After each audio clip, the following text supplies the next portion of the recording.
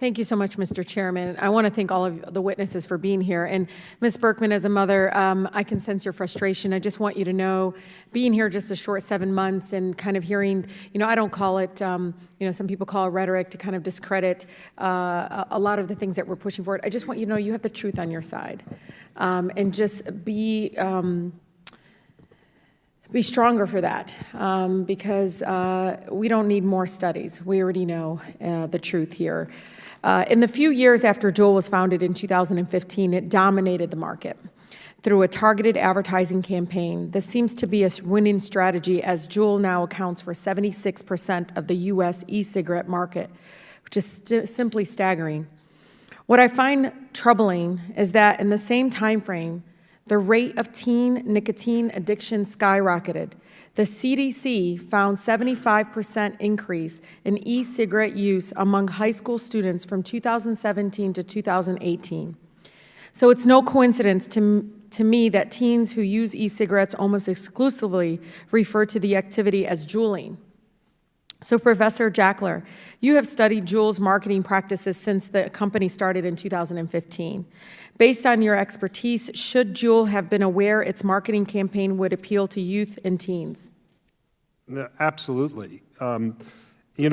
Huge teenage fads don't happen by accident. The Beatles and Beanie Babies were products of very clever promotional activities, and so is Juul. Now, Juul engaged ad agencies, which are professionals, and ad agencies understand very well the difference between marketing to baby boomers, like newspapers, radio, broadcast TV, and Gen Zers, who sit all day long on their phones looking at social media.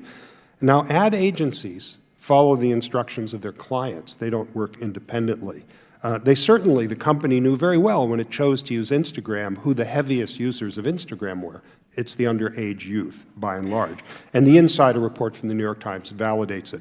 So I don't think there's any question that Juul knew that its actions were perpetuating the youth epidemic that happened within Juul. You were a professor at Stanford, the same university that the founders of Juul attended as students. Have you ever met James Monsey or Adam Bowen? Yes. I met James Monsey's and my research team. We went up to Juul last summer in August. He was quite interesting. He thanked us for the database that we have of 50,000 traditional tobacco ads online. He said they were very helpful as they designed Juul's advertising. And this struck us so much that as the 7 of us left the 2-hour meeting, it was the very first thing we talked about, how surprising it was that he indicated that Juul was grounded in traditional advertising. And in fact, we know very well, having studied tobacco advertising, that Juul's marketing faithfully recapitulates the methods used by the tobacco industry to target young people. And that includes brands such as Marlboro, which they closely emulated, American Spirit, Newport. There are direct derivatives in Juul advertising in those. So Juul's mission statement asserts that it aims to, quote, improve the lives of the world's 1 billion adult smokers. Do Juul's marketing practices, which you have studied for years, align with that stated mission? Well, not for its first 3.5 years. On the 4th year, at that point, when already the youth fad was raging, their ads became more calibrated to an adult audience, and the channels that they used it as well. They have now switch campaigns depicting middle-aged and older adults. It's in printed newspaper and on television, and no longer they're promoting on social media.